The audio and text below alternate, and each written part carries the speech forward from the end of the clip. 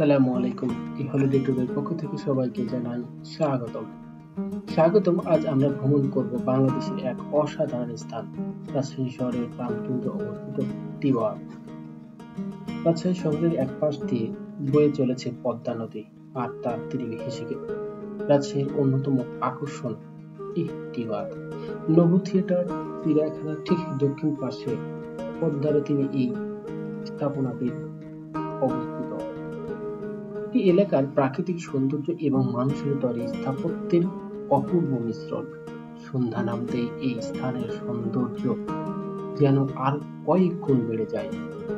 সূর্যাস্তের রঙিন আভা, পানির উপর ঝলমল করা আলোর খেলা, আর আশেপাশের গাছপালার সবুজ ছায়া সব মিলিয়ে টিবাদের এক অনন্য পরিবেশ সৃষ্টি করে। এই সময়টাতে পদ্মার বুকে ভেসে বেড়ানো নৌকাগুলোকে দেখে মনে হয় যেন একটি স্বপ্নময় দৃশ্য। এখন আপনারা ড্রোন ক্যামেরার মাধ্যমে টিবাদের চারপাশের দৃশ্য দেখতে পাচ্ছেন। উপরে থেকে দেখা যাচ্ছে পুরো এলাকা যেন একটি ছোট্ট সবুজ দ্বীপের মধ্যে দিয়ে বয়ে চলেছে নীল রঙের এক জলরাশি। ড্রোন ক্যামেরার থেকে দৃশ্যগুলো যেন আরো জীবন্ত হয়ে ওঠে। পদ্মা নদীর এই অংশে সন্ধ্যার পর থেকে নৌকায় করে ঘুরে বেড়াতে আসা মানুষের ঢল নামে। কেউ আসেন আপন জনদের সাথে, কেউ বা পরিবার নিয়ে, প্রেমিক জীবনদের কাছে। তো এই টিবার যেন একান্ত সময় কাটানোর একটি স্বর্গ। সবার মনেই একই অনুভূতি, শান্তি আর প্রশান্তির এক অনুভূতি মিশে। ড্রোন ক্যামেরায় এখন দেখতে পাচ্ছেন নৌকাগুলো একের পর এক ধীরে ধীরে যাচ্ছে নদীর মাঝখানে দিয়ে।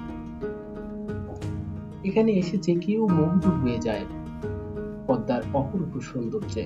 বিশেষ করে সন্ধ্যা যখন নামতে শুরু করে, সেই সময় পদ্মার পানিতে সূর্যের আলো যেন একটি রঙের তরঙ্গের মতো দেখা দেয়। এই দৃশ্য দেখার জন্য রাজশাহীর মানুষ ছাড়াও বাইরের অনেক পর্যটকও এখানে বিদ্যমান।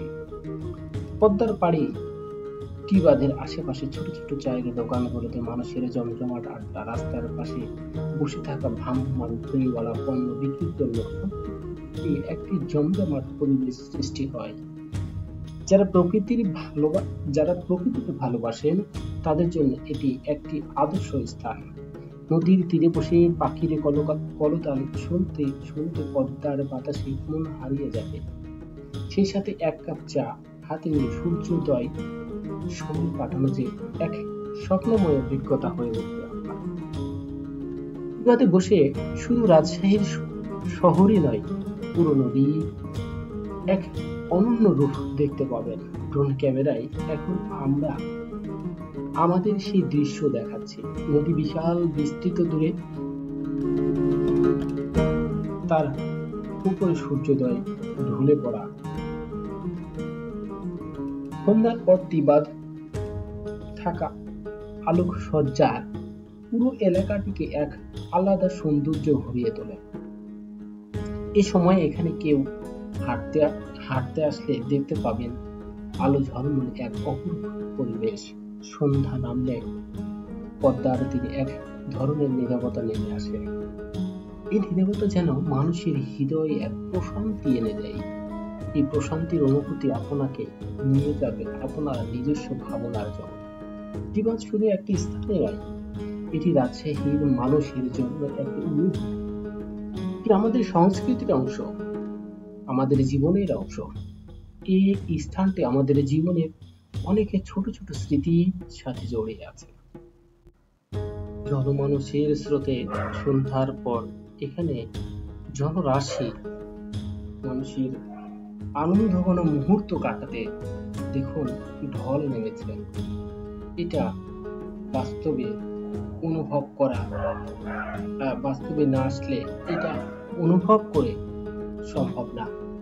তাই আপনারা যার যেখানে থাকুন, যার যেখান থেকে আমার ভিডিওটি দেখছেন, বুঝতে পারতেছেন এই সন্ধ্যাকালীন সময়ের জন্য হলেও, যদিও ভিডিওটি অন্ধকারাচ্ছন্ন দেখাচ্ছে, পরিষ্কার না, বাট মানুষের ঢল দেখুন, মানুষের কোলাহল দেখুন, মানুষের উন্মাদনা দেখুন এবং দুধারে দেখুন বেশ কিছু ফুটপাতের দোকান যা বিভিন্ন ধরনের ফুটবলাররা তাদের পণ্য সামগ্রী বিক্রি করছে।